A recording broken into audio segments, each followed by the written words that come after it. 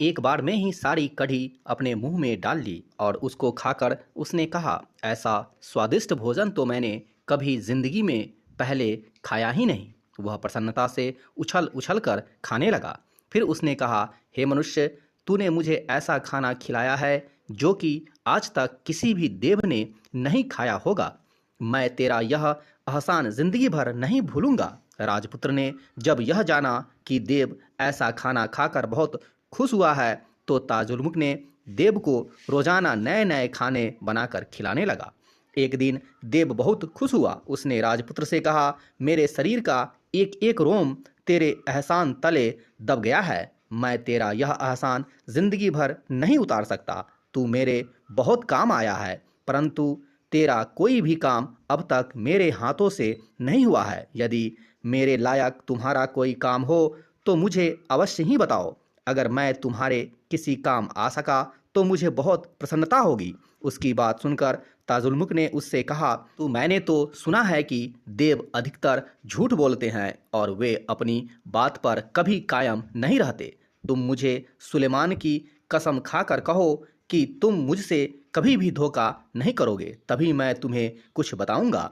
उसके बाद देव ने कसम खाकर उससे पूछा, बोल तेरा क्या काम है। तब ताजुलमुख ने उससे बताया, मैं बकावली के फूल को ढूंढने के लिए निकला हूँ। इतने दिन हो गए मुझे भटकते हुए, परंतु अभी तक मुझे उसका कोई पता नहीं मिला। क्या तुम मुझे वहाँ पर पहुँचा सकता है।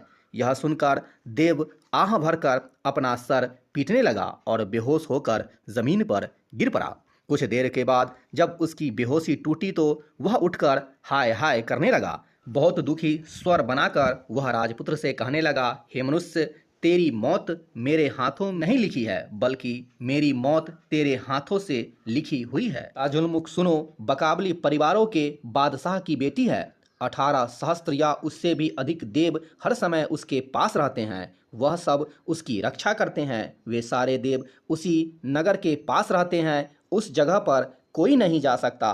परियां भी उसकी रक्षा करती है। कोई परिंदा भी वहां पर नहीं पहुंच सकता। पृथ्वी के नीचे मूसों का स्वामी अपनी बहुत बड़ी सेना लिए पड़ा है और सांप तथा बिच्छू सब जमीन पर पड़े रहते हैं, जिससे कोई भी प्राणी वहां पर सुरंग बना न सके। अब तू ही बता, मैं तुम्हें वहां पर कैसे ले जा सकता। वहां पे मेरा कुछ बस नहीं चल सकता, मगर फिर भी मैं तुझे उससे मिलवाने की पूरी कोशिश करूंगा। शायद तेरा काम बन जाए। फिर उसने राजपुत्र से कहा, आज तू फिर से मेरे लिए वैसा ही खाना बना जैसा तू रोज बनाया करता है। राजपुत्र ने जल्द ही सारा खाना तैयार कर लिया। उसने उस दिन मांस भी बनाया था। जब सारा खाना बनकर तैयार हो गया तो उसने बड़े जोर से देव को आवाज लगाई कि खाना तैयार है। उसकी आवाज सुनकर देव तुरंत वहां आ पहुंचा। देव ने वहां आकर जोर से चिल्लाकर दूसरे देव को आवाज लगाई। तभी एक दूसरा देव भी वहां आ पहुंचा। दंडवत प्रणाम करने के बाद दोनों खाना खाने के लिए बैठ गए। तभी दूसरे देव की नजर ताजुलमुख पर पड़ी तो वह चौंक पड़ा। उसने विस्मित होकर देव से पूछा, हे भाई, यह तो बड़े आश्चर्य की बात है कि एक देव और एक मनुष्य एक साथ रह रहे हैं। आज तक ना तो ऐसा देखा और ना ही सुना कि दोनों एक साथ रहते हो। इसके तुम्हारे साथ रहने का क्या कारण है, मुझे भी बताओ। तब पहले देव ने उससे बताया, हे भाई, इस मनुष्य ने मुझे बड़ा सुख प्रदान किया है। मैं किसी भी प्रकार से इसे दुख नहीं देना चाहता, इसलिए मैंने तुम्हें यहाँ बुलाया है ताकि तू भी इसके काम और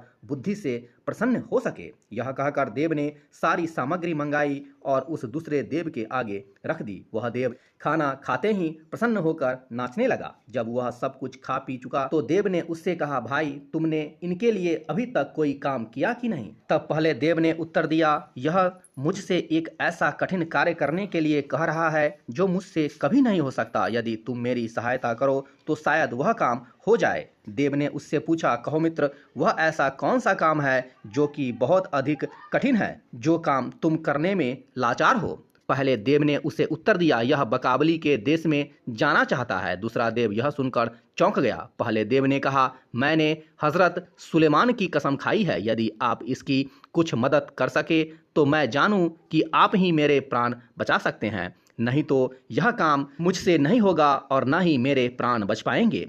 तब दूसरे देव ने उससे कहा, मेरी एक बहन है जिसका नाम पर्वता है। पर्वता 18 सहस्त्र देवों की स्वामिनी है, जिनमें से कुछ बकावली देश के चौकीदार हैं। मैं अपनी बहन को एक पत्र लिख देता हूँ। उस पत्र में मैं यह भी लिख दूंगा कि मेरे ऊपर आजकल एक भारी विपत्ति आन पड़ी है। उसका निवारण किए बिना मैं उस विपत्ति से छुटकारा नहीं पा सकता।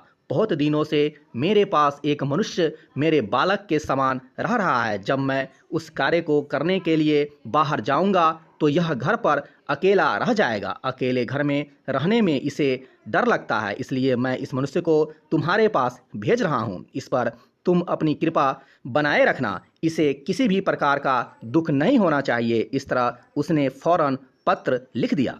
पत्र को लिखकर उसने उसे अपने अधीन एक देव के हाथ में दे दिया और ताजुलमुख की ओर देखकर इशारा किया और कहा, तू भी इसके साथ चला जा। मैंने अपनी शक्ति से तुझे तेरी मंजिल की डेहरी तक पहुंचा दिया है। अब यह तेरे भाग्य के ऊपर है कि तेरा मकसद पूरा होता है या नहीं। ऐसा कहकर उसने ताजुलमुख को पत्र ले जाने वाले के बाएं हाथ पर बिठा दिया। देव ने दाहिने हाथ का साया उसके ऊपर करके अपना रास्ता पकड़ा और चल पड़ा।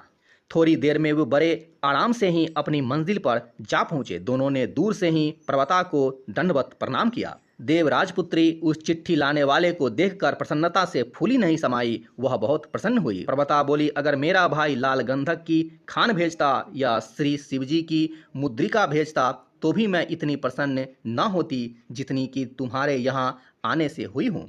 उसके बाद उसने पत्र खोलकर उसके अंदर का सारा वृतांत पढ़ा और पत्र के उत्तर में उसने लिखा, एक दिन मैं नगर में घूमने के लिए गई। वहां पर मुझे एक राजपुत्री मिली। मैंने उसका नाम महमुदा रखा और अपनी पुत्री की तरह उसको पाला पोसा। अब वह 14 वर्ष की हो गई है। परमेश्वर ने शायद यह उसका जोड़ा भेजा है। अब मैं अपनी पुत्री का विवाह उसी युवक के साथ करूंगी। यह लिखकर उसने चिट्ठी लाने वाले के हाथ में दे दी। उसके बाद पर्वता ने ताजुलमुख के साथ महमुदा का विवाह कर दिया।